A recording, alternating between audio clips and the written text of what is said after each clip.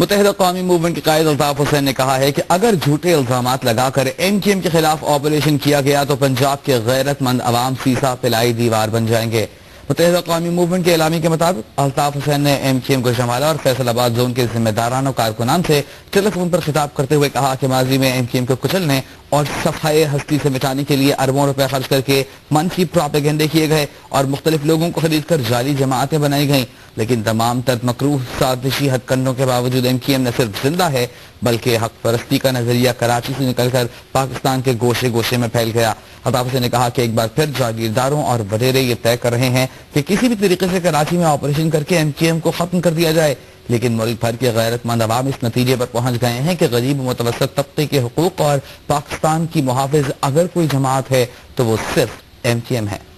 MQM کے قائد الطاف حسین نے کہا ہے کہ اگر جھوٹ الزامات کے تحت MQM کے خلاف آپریشن کیا گیا تو پنجاب کے عوام سراپا احتجاج بن جائیں گے۔ گوجرانوالہ اور فیصل آباد کے ذمہ داران اور کارکنان سے ٹیلی فونک گفتگو میں الطاف حسین نے کہا کہ ایک مرتبہ پھر MQM کے خلاف وہی کہانیاں دہرائی جا رہی ہیں جو 1992 میں MQM کے خلاف آپریشن سے پہلے پھیلائی گئی تھیں۔ ایک بار پھر اسٹیٹس کو کے حامی جاگیردار اور وڈیرے طے کر رہے ہیں کہ کسی بھی طریقے سے کراچی میں آپریشن کر کے MQM کو ختم کر دیا جائے۔ الطاف حسین نے سازشی عناصر کو متنبہ کیا کہ وہ غریب اور مظلوم عوام کے خلاف سازشوں سے باز رہیں۔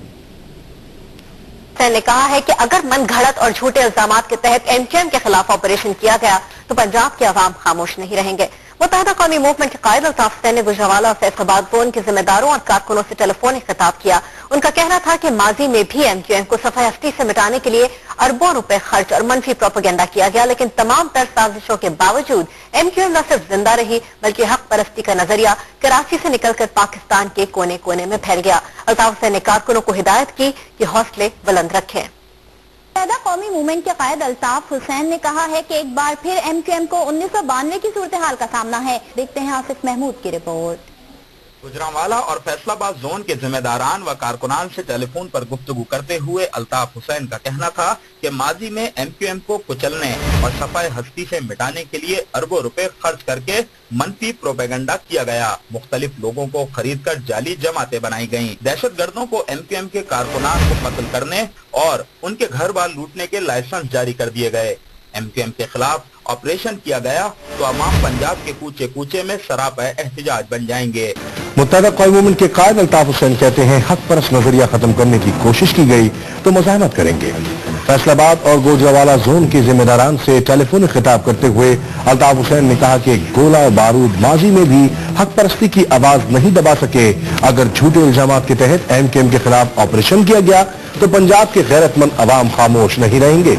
MQM کے قائد نے کہا کہ پہلے بھی MQM کے کارکنوں کو قتل کرنے اور ان کے گھر لوٹنے کے لائسنسز دیے گئے، لیکن MQM زندہ رہی۔